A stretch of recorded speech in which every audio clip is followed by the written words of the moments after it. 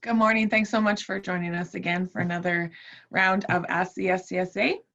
Today we have some updates that we're going to be getting from our different business units. Some updates just on our programs and services. We've been getting some questions on how we're running things and how we're doing things with how the world is working right now. So as always, there's going to be time for taking questions. So if you're running in Zoom using the Q&A feature, you can ask questions through there. We are live as well on Facebook, so if you send us a message or a comment on the video there, we'll get to those as well. But before we get into the updates, just take a minute here to let everybody introduce themselves, and yeah, maybe we'll start with Kara.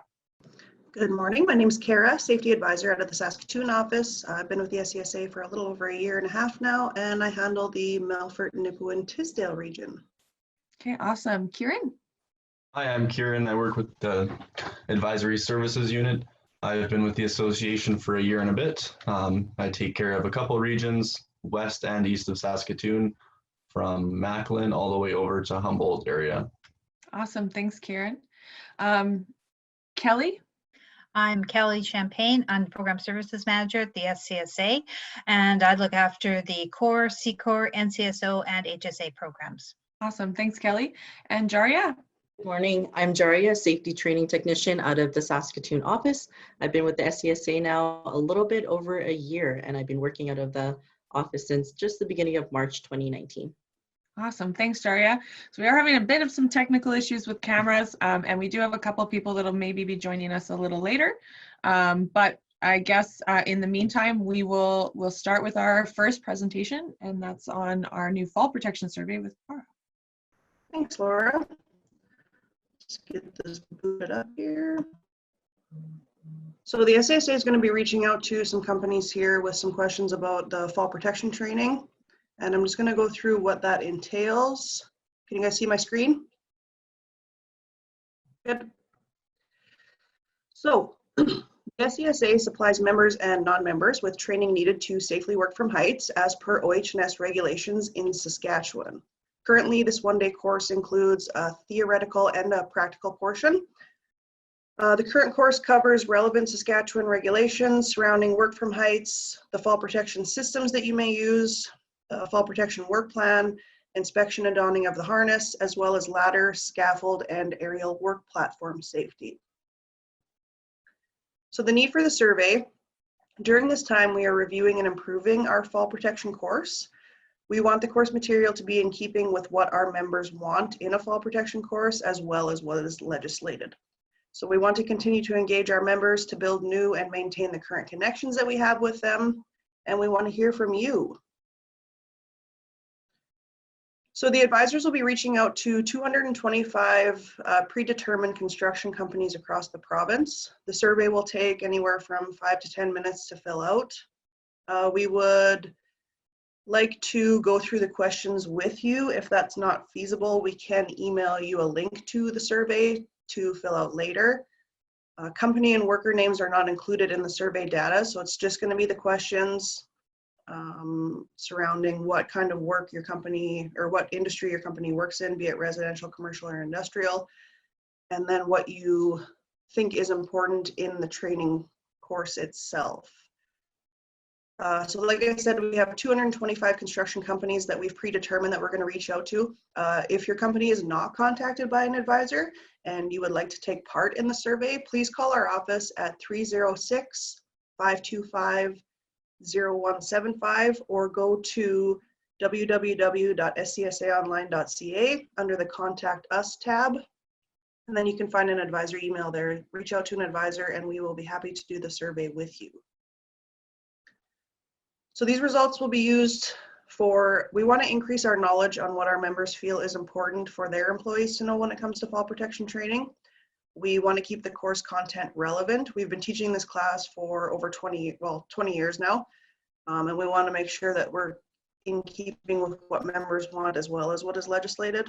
The information that we're collecting will be utilized by ourselves, the SCSA, and any interested industry parties for the development of new and modern fall protection systems. So that is the survey in a nutshell. Like I said, The advisors are currently reaching out to companies right now, and if you're not contacted and you want to share your opinion on what you would like in a fall protection course, make sure to reach out to our office and we will be happy to do the survey with you.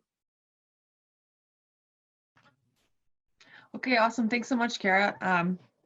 Yeah, so just again to reiterate, if you want to be, you want to participate in that survey or you want to find out even more about it, just call our offices and we'll set you up with somebody and they can help you with that. Okay, so the next thing we're going to go to is our program services. So that's Kelly Champagne, and she's going to just give us an update on some of the updates and things that are going on in her department. Thanks, Laura. We've got some exciting actually news to announce to everybody. We kind of teased it last week a bit, but we are going to begin doing remote auditing for SECOR external and baseline audits. We've actually contacted the companies whose audits we had to cancel due to COVID-19, and we have a process in place now and are going to be doing audits on 4 of those companies. Possibly 5 even. The numbers are changing because we've had a number of people that have shown a lot of interest in remote auditing. So what this will entail is for companies that are going for their baseline or going for their recert, if they are able to get their documentation to us in an electronic format, we have an FTP site set up that the documentation can be uploaded to. We'll assign a specific day and a specific auditor, and during that day the auditor will review the documentation and be in regular contact with the company owner or the designated safety coordinator to do the audit. Just like a normal audit, there'll be an opening and closing meeting. Everything will be done electronically. So we're back in the auditing business, at least for SECOR for now. And if anyone is interested, they can contact our email address, which is SCSA program. Sorry, SCSA program info@scsaonline.com. So you can find that address on our website and just reach out to us and someone will be in touch with you as to some of the details and the requirements for doing remote auditing. As well, we are still able to do remote proctoring for NCSO exams. So if you've got all your courses and your certifications are up to date and you've got some spare time on your hands and want to write the exam, send us an email to ncso@scsaonline.com. Make sure that you are eligible to write the exam, and we will let you know. And if you are, you can log into our website, and SAS Poly is offering those exams that you can take from your own home, provided you have a camera and the right computer requirements. So that is happening as well. We are still doing manual reviews. We are still doing self-audit reviews. We're doing maintenance audit reviews, and we're doing internal audit reviews. If you can get it to us electronically, that's best. That's what we like. If for some reason you can't get it to us electronically, contact us and we can make other arrangements to get the manual audits to us, and we'll be able to review them. So that's pretty much it. We're a busy place. Thanks, Laura. Absolutely, yeah. I mean, work hasn't stopped around here. We're doing everything we can to basically make sure that we can provide all the services we normally do, but that might take a bit of time yet to fill in the blanks that we haven't filled in yet. So, but thank you so much, Kelly. That was a great update. So we did actually have a question come in, and maybe Jaria, you could answer this one and maybe even expand into updates in the training department. And so somebody came through and just asked about Fall Pro. Is it an online course? Do we have an online Fall Pro course? Thanks, Laura. Currently, Fall Protection is actually being worked on to become an online course in the next few weeks, I'd say. The actual availability of it currently at this moment with the practical portion is not yet available, but is something that is being worked on quite heavily. We understand that it's something that's been requested more than once. It's definitely one of the classes that we not only enjoy teaching quite a bit, but we know that it's in high demand. So it isn't currently at that spot yet, but the work that's going to progress to that area will come sooner than later. Did you want me to just roll into the training unit update? Yeah, you might as well. Sounds good. So the training unit has developed a 2-week schedule thus far of training courses. They include safety management, contractor training, confined space, occupational health committee level 1, and safety admin. The start and end times will vary, but be included in the invites as they are sent out to the attendees. There will be additional courses and dates available in the coming weeks. So to sign up for these classes or check the course schedule for upcoming courses, you can contact our office or visit us online at scsaonline.ca. We are currently using Zoom as the platform to hold these courses. The links for any documentation or additional information are sent via email, and there is technical support available prior to and during the duration of our courses. The courses are still accredited to Board, SECOR, CORE, HSA, and NCSO. The certificates will be issued at the completion of the course, completion of exams, and then issued as they would have been in class training. Any questions about any of our course offerings, conversations and/or questions with the training business unit or general inquiries are available during regular business hours. So just a reminder to visit us online. Awesome. Thanks so much, Daria. Yeah, we're all busy. Every department is just a little hectic right now trying to make sure we can give you guys all this stuff. So I'm going to jump back to Kelly for a second. I have someone asking, can I feel secure in sending all of my documentation electronically for the SECOR audit? Absolutely. We have set up a series of 10 secure FTP files. When you register for your audit with our program services department, you'll be given an FTP server and a password that only you will have access to, and that will allow you to upload those documents to that file server, where the only other people that have access to that would be the auditors.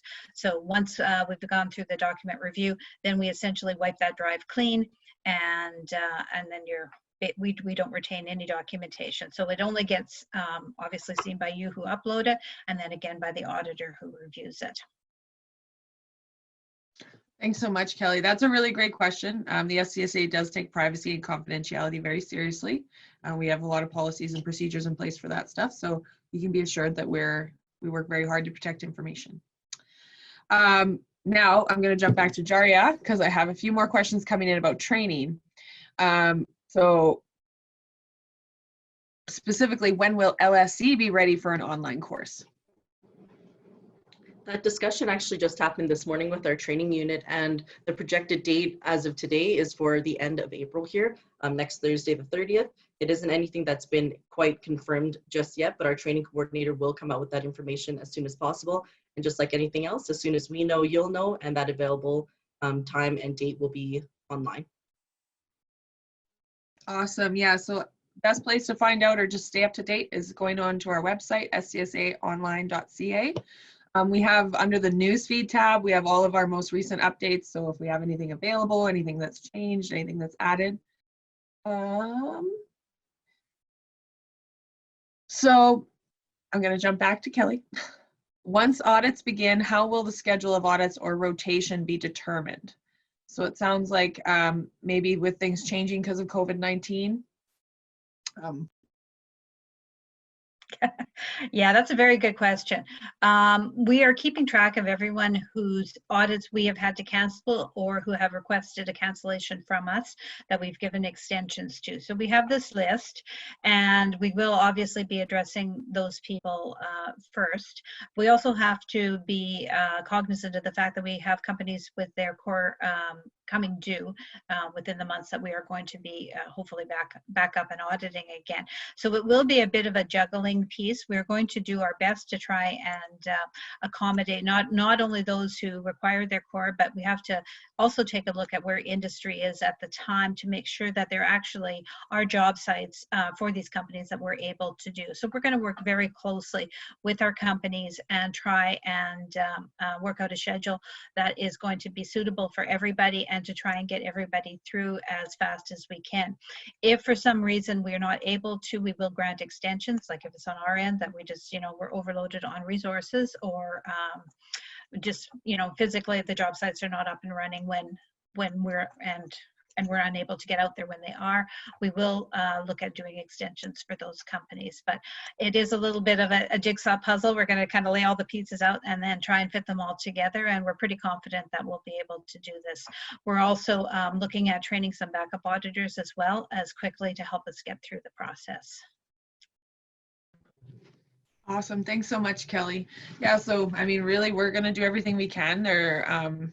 We're not going to leave anybody hanging. No matter what, we're going to find a way to make it work for you.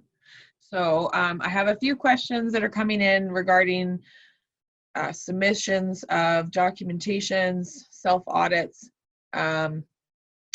So I guess specifically about some people are asking about their Lsc proficiency and submitting that, as well as submitting their self-audit for their first audit. So maybe Kelly, you can just go over this one again briefly.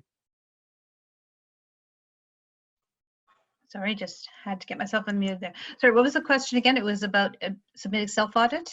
Yeah, so self-audit and Lsc proficiencies. Okay, so self-audits and Lsc proficiencies can be mailed in or scanned and sent to us electronically. In the past, we have not accepted them as a scanned version, but we will be doing it now. We do ask that if you're able to sign the page and scan it, so we actually do have a signature on it, they can just be sent to the SCSA program info@scsaonline.ca. Sorry, that's a really long email address. But if you could send it to that email address, it will go into the queue for the auditors to review and get assigned to them. We're turning them around fairly rapidly. So you should expect it to come back to you, and it will be coming back via email again. So so you'll be, if you require corrections on it, we will give you the form that indicates what the corrections are, send it back to you via email, and then you can resubmit through the same process again. And with regards to Lsc proficiencies, I believe they are following the same pattern. This is not program services who handles that, but maybe Juria can speak a little bit to that. Thanks, Kelly. For the proficiencies, we are still accepting them online as we normally would have. On the proficiency completion submission form, you'll find that the email is also available there. It's Lsc Proficiency@scsaonline.ca. If someone is already in contact with a trainer or has already been in contact with any of the staff here with the SCSA, they are able to forward that email as well to any of us and ensure that it gets corrected in a timely manner. So the proficiencies are definitely still being handled the same way, just through that email. Unfortunately, obviously the drop-off for that isn't going to be as quickly as the email portion. But as you had mentioned, Kelly, it's still available for you to send through email to us. Awesome, thanks, Jaria. And if you haven't already checked in the Zoom chat feature, I have put those email addresses there. So program services stuff, so your core, your NCSO, we're going to send that to scsainfo@scsaonline.ca. If you have proficiencies, like Jaria said, Lsc Proficiency@scsaonline.ca. So we have ways of doing this. Just get a hold of us if you're confused or need to have something specific you want to figure out, and we will help you do that. So I have two questions about physical copies of manuals. So can I drop my manual at the Regina office? Is there a mailbox? Will somebody be there to receive it? I can take that one, Laura. Right now, the Saskatoon office is locked, as is the Regina office. We do not have a process in place to actually receive physical copies of the manuals, and our employee safety is utmost in our minds, and because we really don't have a way to protect them for drop-offs and people coming in from the public, from the outside, we have chosen to lock our doors. However, if you can send your manual in through Canada Post through the mail, we are still receiving mail deliveries, and we will be able to manage it that way. Okay, awesome. Thank you so much. So again, somebody asked, can I drop off a hard copy? So right now, we prefer if you didn't drop anything off at the office because there's nobody there to receive it. So best thing to do, call us and we will make arrangements with you, likely to mail it to us instead. So the next question here is, I require maintenance for my NCSO as my WMIS Train the Trainer expires this month. Are there any penalties, or do I lose my designation for having expired certifications? And that's me again. I'm the person of the hour, I guess. If your WMIS expires this month, there is no penalty in terms of your designation. You have to have all your certifications completed and up to date by the time your certificate date on your NCSO certificate expires. So if your certificate doesn't expire, your NCSO certificate doesn't expire until, say, October of 2020, you would have till October of 2020 to get your WMIS up to date and make sure that as long as everything, and that includes everything, WMIS and first aid, whatever you have that might be expiring, as long as it's current and you can provide us with a copy of the current certification prior to the expiry of your NCSO certificate, you'll be in good shape. Okay, awesome. Thank you so much, Kelly. So I have another question here. We live quite a distance from both Regina and Saskatoon. Once in-classroom training has begun again, will online training for the in-class courses still be offered or available? Does SCSA want to, I guess once we get this rolling and we're online, are we going to keep it? Are we going to stop and go right back to in-class only? That might be another Kelly question. Well, I'm not sure if it's a Kelly question or not. It actually would be a question for the training manager, but unfortunately he's not joining us on the call today. So I think it's safe to say that COVID-19 has created some new challenges and some new opportunities for us. And it's certainly, in my mind, I believe that this is going to change the way that we deliver many of our programs and our services to our members. No decisions have been made at this point going forward as to what's going to happen if we're going to continue on doing remote everything. We'll call it remote everything for now, but it will certainly be something that we will be taking a look at when we come out and we get back to whatever our new normal is. Yeah, thank you so much, Kelly. I know that was kind of a tough question, but we'll have to wait and see, I guess, see how things play out. So so the next question comes, and this, I think this is another Kelly question. She is the woman of the hour. My external SECOR is due in June, and I don't have LSC or auditor. Can I submit my manual while I am waiting? So the short answer on that is no, unfortunately you cannot. Just to maintain our processes and how we track everything, we really are asking that people not submit their manuals. We will send it back if you submit it before your training is complete. With the training department now offering many of the courses online, it should be fairly easy for you to get your training and get it up to speed. If you can't get into one of the courses, contact our office. We are offering extensions for people that are very close but have not been able to actually get to where they need to be for their first milestone. We've said all the way along, we're working with the companies to try and ensure that they're able to get their SECOR, retain their SECOR and COR. We want to do whatever we can to help you. So if you're missing your classes and you're not able to get in on the online classes, please contact our office and we will work with you to see what we can do in terms of extensions. Okay, thank you so much, Kelly. So here's a question maybe for one of the advisors. They've been fairly quiet today. So I heard that the Regional Safety Committee meetings may still be happening. What is the process or the format going to be, and how can I take part?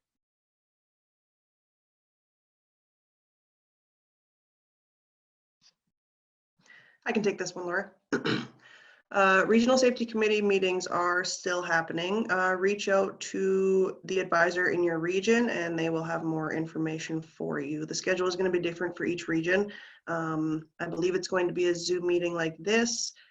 But like I said, reach out to your advisor that is in charge of the region and they will have more details for you.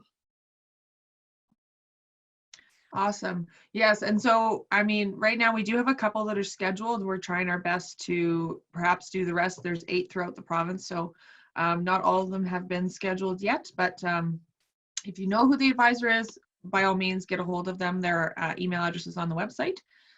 If you don't know who the advisor is, the best thing to do is just call our office and ask about which regional committee you want to maybe attend, and they'll get you in touch with the right person.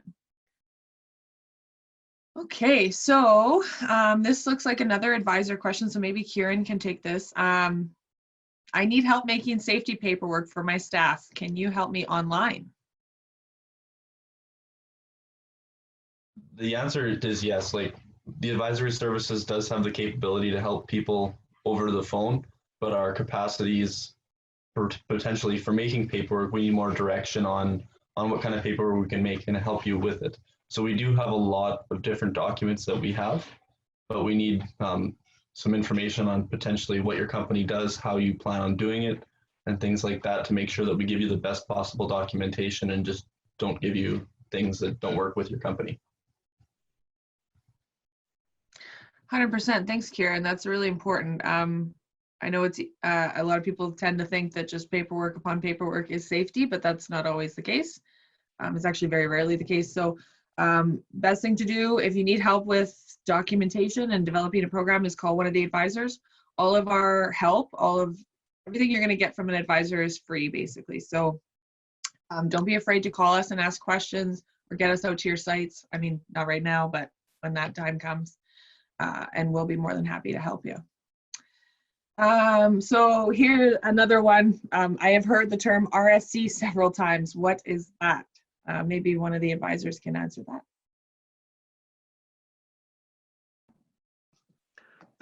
Sure, I'll jump in again, Laura. So RSC stands for Regional Safety Committee. So each advisor is assigned to a region within the province, and those regions will have a safety committee within them that meet quarterly.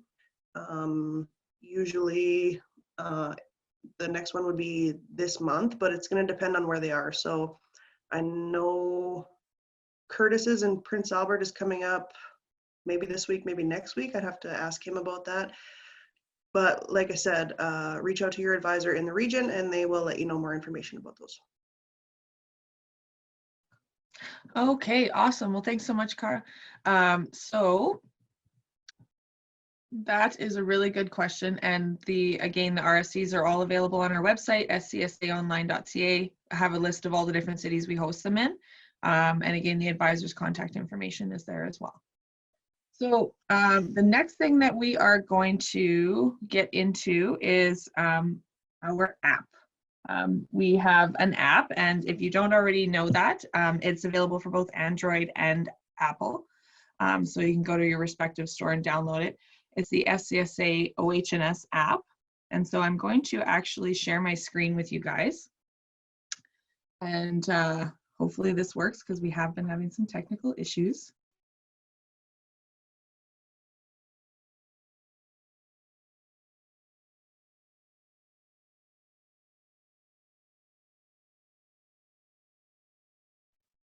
Can everybody see that and hear me? Yes, we can. Yeah. Okay, awesome. So I already have the app. So you would go to the Play Store or the Apple Store, whichever one you have. And so when you open up the app, it's going to bring you to this page where we have information about different subjects. So for instance, like fall protection, you can click on there. We'll have a summary of what it is, why it's important, things like that. Any of the information that we have, like for instance, if you want to click on control zones, it'll tell you at least a little blurb about what they need to be, reference to the legislation specifically if you need that, and any additional resources. So things like Toolbox talks. So, oops. So we have a few different Toolbox talks on working at height, safety tips.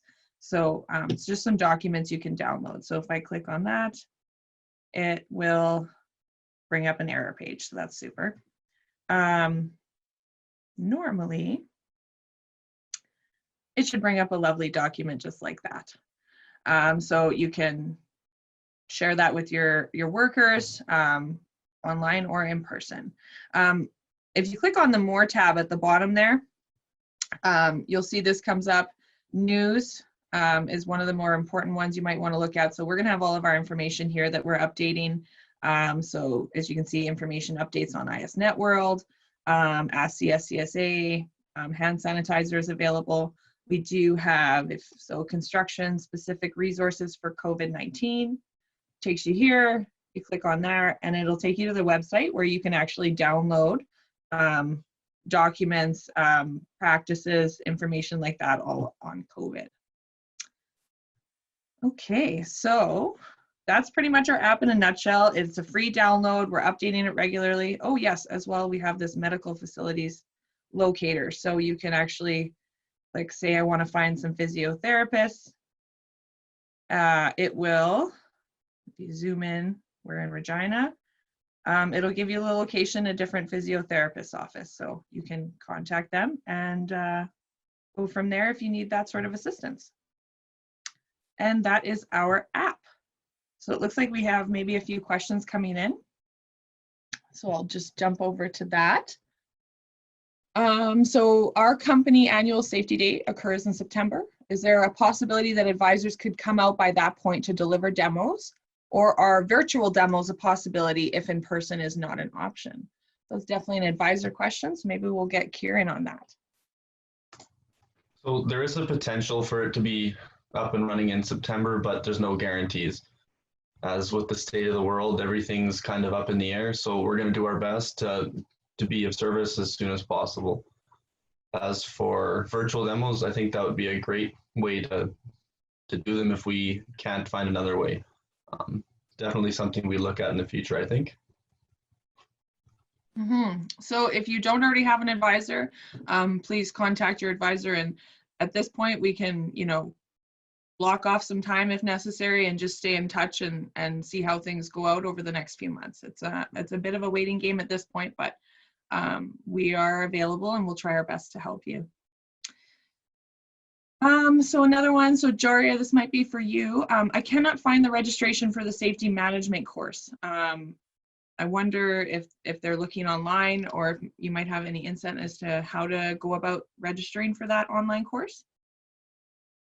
Sure, I'm actually just on the site as well right now looking. So if you are on our website currently and viewing the schedule according to the scsaonline.ca/schedule, you'd find that on our homepage under courses. Our schedule and calendar does show safety management for tomorrow with 8 available seats. If you have any additional questions as to how to get a hold of anyone pertaining to that information, you can also just contact the training coordinator or one of the trainers, and we'd be able to put you in touch with the appropriate person to ensure you do get an opportunity to sit in on that class for tomorrow. So if online isn't working out for you, please find someone to contact within our organization, and we'll be able to direct you to the appropriate personnel. Awesome, thanks, Jaria. Perhaps, Jaria, you could just put that link to that in the chat on the Zoom there. So if anybody wants to follow that link, they can check it out. Absolutely. Okay, so my next question here is, well, this is a very broad one, probably a good one again for one of the advisors. What return on investment can health and safety programs provide? So there's a whole bunch, many different return on investments.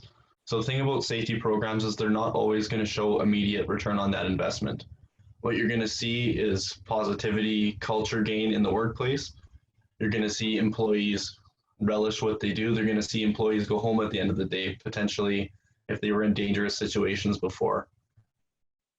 Like I said, it's not always apparent at the beginning that it's going to pay off right away, but some of that cost right now goes towards, like I said, keeping your employees safe.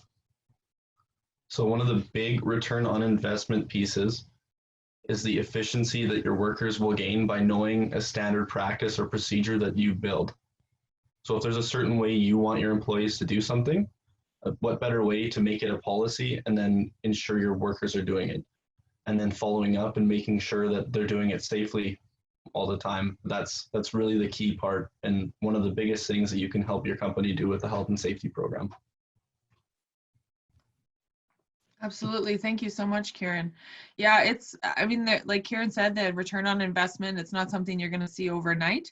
But I always sort of thought about safety as sort of like the finishing touch with a company. If you want to streamline your work, if you want to get good at it, if you want to make sure that everything's in the right place at the right time, the best thing you can do is do it safely. And like Kieran said, build those policies and procedures, have everybody doing it the same way for consistency, and then you have less issues popping up down the road or along the way. It takes a bit of investment at the beginning, but the return on investment can be very good. And a lot of companies that are successful, they look at safety as a strategic advantage, not just something that they have to do. Laura, I'm just going to jump in on there as well, because right now we are in development to get some statistical data available to our members on just exactly what the financial return through your WCB premiums would be, and in terms of your lost time incidents. So right now, for the last 5 years, we have been tracking LTIs for core and SECOR registered companies versus companies that do not have a safety management program. And there is a substantial difference. And you can reduce your LTIs by between 17 and 35% if you have a health and safety management system in place. And that translates into lowering of WCB premiums again. Now, as you had mentioned, Laura, it's not overnight. It's not like you get core certified and all of a sudden, boom, everything is cheaper for you. But it is an investment, and it is over the long term. But if you're looking at it over a period of years, certainly the investment of the time and the money that you put into your health and safety management system will benefit you greatly in both financially and with your LTIs and your ability to keep the job running without any stoppages or slowdowns because of incidents. So there is more data coming out. Like I said, we are working on it, and we already have that existing data that shows that health and safety systems are beneficial. Awesome. Thank you so much, Kelly, for expanding on that. Again, if you have any questions, you want to know more about what it can do for you and how we can help, get a hold of us. The advisors are here for you. So the next question I have is a training question for the online classes. So do I need a computer to attend the online classes? Maybe Jaria. Training unit. Oh, sorry. The training unit does strongly recommend the use of a computer, but we have had people sign on with their phones as long as there is a camera and audio capability with whatever type of technology you are using to log on. The maximizing of the participation and just the exceptions of knowledge, as well as the fact that, as Laura was sharing her screen, that's something that we do quite a bit during these online classes. So if the capabilities for you to do those things on other types besides a computer is available, then that's great. But you will note on the very first line of our invites for any of the online courses, there is a line there that strongly recommends the use of a computer, mainly for that camera and audio capability. Okay, awesome. And as well with the training, Jaria, maybe just to expand on that, as far as like the booklets or documentation or forms that they get there, how are they going to get that? So in advance of the class so that they have it ready? During the portion where we send out the original invite for you to join the appropriate link for our Zoom meetings, there is also the manual that will be attached to that email as well. We also use a separate platform to register, so that link is also included in that information. Otherwise, everything is sent via email. Okay, awesome. Okay, so next question is the app free or do I have to sign up? So I guess I can kind of take this one, but so the app is 100% free. I unfortunately do not have an iPhone, so I don't even know what the Apple Store is called, but the Apple App Store, I would assume. You can get it on either that or Android. So if you look up SCSA OH&S app, it should be the first one that pops up with a little hard hat icon. Okay, so the next question we have is a bit of a lengthy one. So has the Division of Occupational Health and Safety been inspecting job sites with a focus on COVID-19 controls? What documentation could I show to demonstrate compliance? We're doing a risk assessment, admin controls, distancing, cleaning checklists, things like that. So basically, I guess, you know, is OH&S inspecting? Are they focusing on COVID-19 controls? And what are some options for people to get started to make sure that they're in compliance?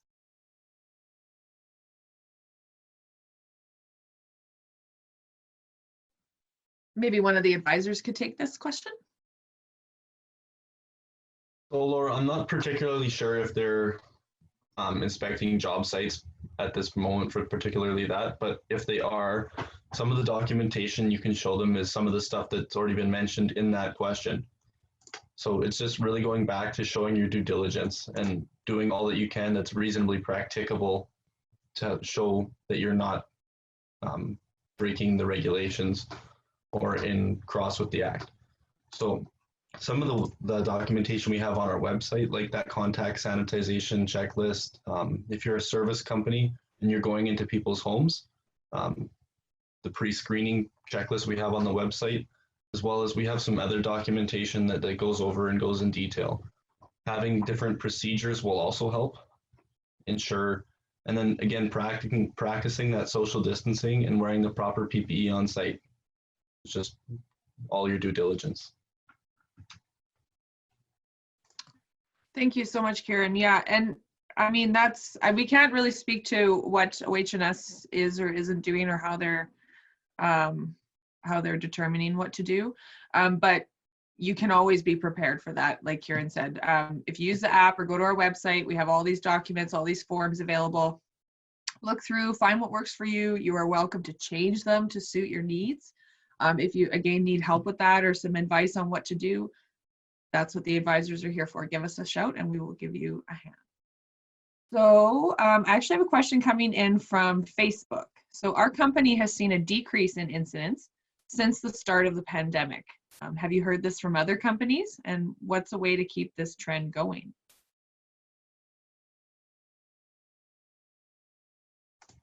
I'll take that one again. I guess an increased focus on safety right now could be a leading cause of why that's not happening. And another good thing for companies to focus on is making sure that we look at all the rest of the safety program and that we don't forget about it. Because that's super important right now, and it is paramount that safety, as well as being aware of the pandemic going on and the state of the world, that we know how to put those two things together and know how to run our construction companies just the same as we would before, with these difficulties and challenges in place as well. Laura, I'm going to jump in there as well on the tail end of Kieran there. That actually raises a really good point, and I've just jotted down a little note here, because when we go and do audits on these companies, and if we do our snapshot of time and we're looking at that time period and we do see a decrease, we'll be able to take a look at companies in general during this time period and see if there actually has been a decrease in incidents, and maybe take a look at dive a little bit deeper into that, and what is the cause, and what is the benefit, what came out of this. So it certainly, out of all the terrible things that have happened with COVID, one of the things that may come out of this is we may be able to do a little bit more of a deep dive into the positive outcomes of how safety has been impacted. And it's something, like I said, I've made a note of so that we can kind of just draw a little bit of attention to it when we're auditing, especially if we're looking at documentation during this period. So thank you for that question. That's an excellent question. Yes, that was a really great question. So thank you so much, Kelly, for expanding on that. So somebody else asked, I see legislation on the app. Can this be used for what I'm required to make available to my workers? Maybe one of the advisors wants to take that question. Sure, I can take this one, Laura. Unfortunately, not all of the legislation is in the app. We are adding to it every week, every month. We're making sure that we have what our members want and need to see in there.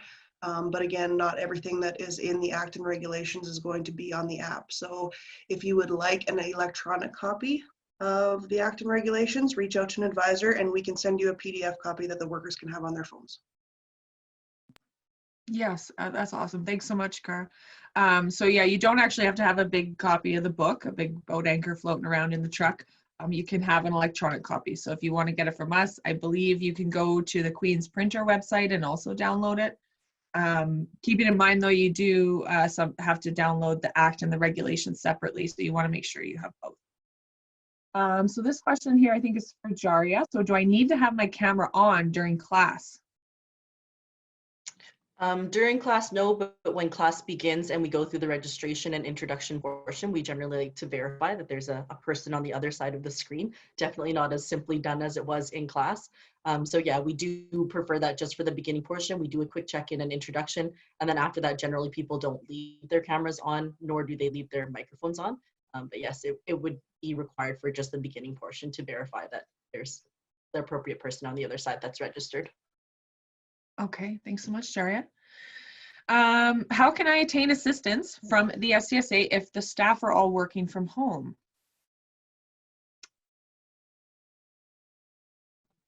On our website, there is a list of contact information. So a great way to reach out is to email Saskatoon advisors at scsa.online.ca.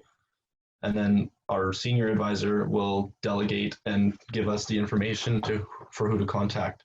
So if you reside anywhere in Saskatchewan, get a hold of that email and we can help you out. 100%. So just get a hold of us, and one of the advisors can call you or email you, Zoom you, whatever needs to happen. So this question is coming in. Does the OH&S, so I would assume Labor Relations Workplace Safety, and the SSA work together? Does anybody want to take that question? I think that's probably more of an advisory question, but we maintain a close relationship with OH&S, and obviously because so much of what we do is driven by the occupational health and safety regulations. Just want to be clear, we're not an enforcement agency. That is not what we do. We're there to help you with your health and safety program, get it up and running, maintaining it, and making sure that you are complying with OH&S regulations. So I know that advisory works a bit more with OH&S, so I'm going to put that over to Kara. Yeah, so just to reiterate what Kelly said, we are not an enforcement agency. We offer training and advice, but a large portion of what we do is based on the Act and regulations of occupational health and safety. So we do have a lot of information from them. We have contacts that we can reach out to there, but we don't necessarily work together, if that makes sense.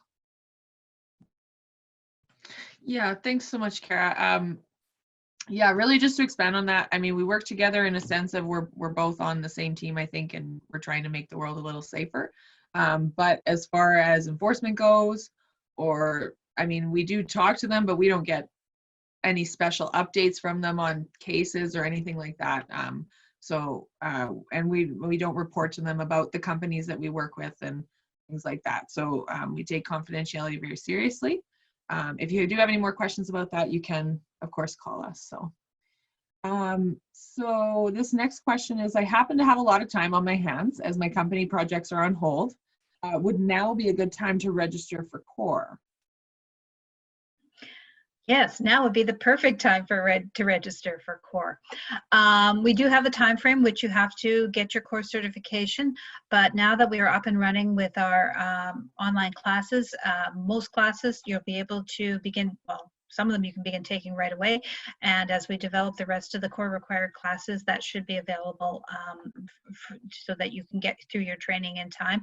Obviously, as the advisors have said here many times, they're available and willing to help you remotely, whether it's through Zoom or Teams or phone call or however, to help you with building your manuals and get your safety programs up and running.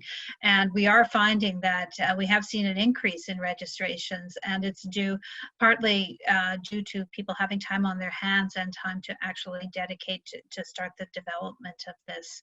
So yes, I would encourage anybody who is thinking of it to go ahead and register and start working through the process. And I think if you get a good jump on it now, it's not going to take very long before we're out and auditing. Okay. Thanks so much, Kelly. So, and sort of an expansion on that. So I guess the next question was, because there are no known timelines, is it better to focus on training and hold off on registering for CORE? That's certainly an option. You know, it will all depend on your individual company, the size of your company, who all you need to get trained, and you know, very specifics. I would encourage you to call an advisor and talk about it. But definitely the resources are there for you to register and start your safety program right now. The only thing that we are not able to do at this point is come out and do core baseline and core external recertification audits. So we are managing to remotely handle everything else that you require for the core and SECOR process. So yes, again, touch base with your advisor or an advisor if you don't have one assigned to you yet, and see if registering is correct for you. But again, if you want to just take the classes, that is absolutely fine too, and then register when the time is appropriate for you. Thank you so much, Kelly. Here's a good one as well. So I want to appeal an OH&S ticket that I received. Can the SCSA help? Perhaps one of the advisors wants to take that question.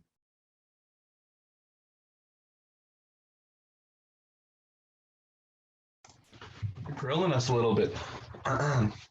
So with that particular, we can't be as a backup in court or anything like that to an OH&S ticket. With a contravention, if you have questions about it, questions about the legislation, we can clarify the legislation and give advice based on that legislation.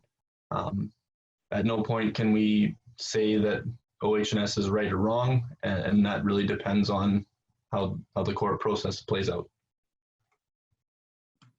Yeah, so I mean, we're here to help, and I know quite a few of us have, you know, we've had companies come to us when they've received a contravention, and you know, they need help with maybe understanding what it even means, or how they can be compliant. So we're definitely here to do that.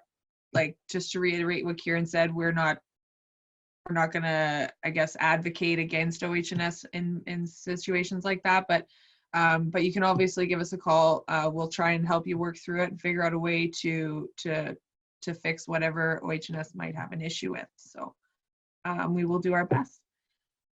I have 6 employees and 12 subcontractors. Do I need an OH&S committee or a rep? Because you have 10 or more employees employed with the same employer, you will require an occupational health committee. That committee being established right now would be a wonderful time, actually. And just for the training promotional portion of it, there is also the OHC Level 1 training available next Wednesday, April 29th, if you needed more information on it or wanted more information on it, or even if whether or not you're a co-chair or member already, or just wanting to learn how to establish and what you can do for the steps required for that. That's going to be available online next week, Wednesday, April 29th. Awesome, thanks, Jaria. And just if you could expand on that, the next question that came in was, does the OHC worker rep need to be unanimously voted in? If they're pertaining to the worker representative or the co-chair that they're speaking of, then yes, the unanimous vote is required for them to be, if you are working for a non-unionized company. Laura, you're muted. So sorry, guys. So another expansion on that question was, do the sub-trades that we have working for us vote on who that worker rep is? If those sub-trades and this committee is established because the project is running for 90 days or longer, then generally they'd be able to be a part of that vote as well. Sometimes this can become a little bit circumstantial depending on the level that your company is working on, these sub-trades, things like that. So again, the training portion of it is extremely important, just to know and understand what your company should and would be able to do in the case of a committee. The management that's involved in that as well, and whether or not you are working for a unionized or non-unionized company. Thank you so much, Daria. Yeah, so generally I think, and the other thing to keep in mind is whether you're, like Jaria said, on a site that's going to be there for 90 days or longer, or if you're, if you have your own company and you hire a small sub-trade to do some work for you. So it's very circumstantial. Again, I think the best thing you could do is one, take the committee training that we're offering now online, and as well get a hold of an advisor, and they can help you kind of narrow down what your options are with your circumstances. So somebody's got a lot of questions about committees here. If the sub-trades have their own committee, can they represent? So I guess, can they send a representative of their committee to the next committee? I'm uncertain exactly of what they're wanting to represent or how they would represent in that way. But if your sub-trades are large enough or have the capabilities to have the 10 or more employees and have their own occupational health committee, they would be the committee for that. And then if they were working with a company with a larger committee, whether or not that employer uses your sub-trades or the members of your sub-trade as their committee would be also quite circumstantial. So kind of depending on what it is that they want to represent or what they're trying to define as representation would be how we'd be able to answer that question a little bit more clearly. Sorry, Laura, I think you're muted. I keep doing that. So on a large job site with committees, oftentimes, yeah, other companies, if you have a large contractor and you have 10 or 20 different companies that all have their own committees and their own companies, then yeah, oftentimes they'll just send one person from their committee to the site committee. So again, like Jari had said, everything's can be pretty circumstantial depending on what's going on in your site. So by all means, get a hold of us and we will help narrow down the options for you. It looks like we have quite time for just this one more question here before we're done for this morning. So how do I conduct safety meetings and toolbox talks when a lot of my staff are at home? I can take this one, Laura. Okay. So you can use a video chat platform like we're using here. Byron in one of our previous Ask the SCSA seminars suggested using an email thread. So everyone would sign on to an email thread to say that they have either read over or participated in the meeting. That can substitute for a signature at this time, since we don't want people gathering in one place. We don't want people passing pens and papers around, things like that. So there's lots of different options. Again, if you want to reach out to advisory services, we would be more than happy to help you through that process. Awesome. Thank you so much, Kara. And we got one more question, and hopefully maybe Jaria can give us a quick answer before we sign off, is when will the auditor course be available online? Unfortunately, there is no definitive date for that just yet. There's quite a bit of things that have to be involved with the auditor course, with it being as practical and involving so much information. So again, keep up with us online. All of the updates will be definitely posted online as they come up. Awesome. Well, thanks so much, Jaria. Thanks so much to all of our panelists for joining us today. If you have more questions, if you want to know anything about what we discussed today, by all means, get a hold of us. This will be available on Facebook and YouTube after the fact. And join us again on Thursday at 9 a.m. and we will be hosting another one of these. Stay safe, everyone.